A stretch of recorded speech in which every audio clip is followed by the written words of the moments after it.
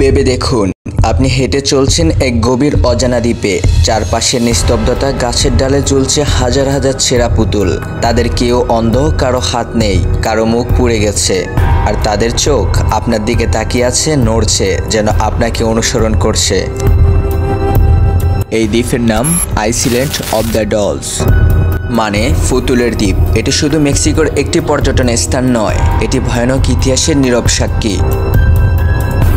1950-এর দশকে ডন জুলিয়ান সান্তোনা বারেরা নামের একজন ব্যক্তি এই দ্বীপে বাস করতে শুরু করেন। সেই নির্জন দ্বীপে একদিন তিনি একটি ছোট মেয়ের মৃতদেহ পানিতে ভাসতে দেখেন। সে নাকি ডুবে গিয়েছিল, আর কিছুক্ষণ পরে একটি পুতুল ভেসে আসে ঠিক সেই জায়গায়। জুলিয়ান বিশ্বাস করেন মেয়েটির আত্মা সেই পুতুলে ভর করেছে, আর তাই ভয়ে, দুঃখে এবং তাকে শান্তি দেওয়ার জন্য তিনি দ্বীপ জুড়ে ঝুলাতে শুরু করেন একের পর এক পুতুল। কোনোটা নদীতে ভেসে আসত, কোনোটা আবর্জনার স্তূপ থেকে তুলতেন, আর কোনোটা তিনি নিজে বানিয়ে ঝুলাতেন। এভাবে প্রায় 50 বছর ধরে তিনি গোটা দ্বীপটিকে রূপান্তরিত করেন একটি ভয়ঙ্কর পুতুলের জাদুঘরে।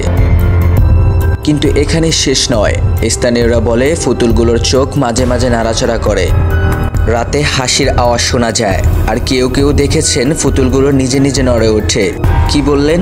গুজব? তাহলে শুনুন।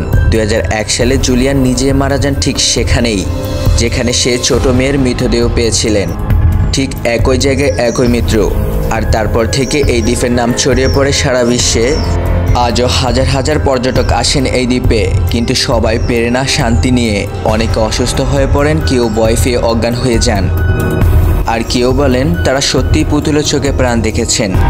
এই দ্বীপের আশেপাশে এক ধরনের অদ্ভুত চৌম্বকীয় ক্ষেত্র রয়েছে, যা মানুষকে বিভ্রান্ত করে, আর পুতুলের চোখে অদ্ভুত উপাদান তৈরি হয়, যা স্বাভাবিক নয়। কিন্তু প্রশ্ন রয়ে যায়, এই পুতুলগুলো কি সত্যি মৃত নয়?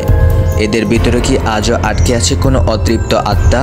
আপনার কি মনে হয়, এটা শুধু এক নিরীহ দ্বীপ, নাকি আসলে এর মধ্যে লুকিয়ে আছে অতিপ্রাকৃত শক্তি? কমেন্টে জানান আপনার মতামত। আর এমন ভয়, ইতিহাস আর গা ছমছমে কাহিনী জানতে চোখ রাখুন জানার আগ্রহ হয়ে।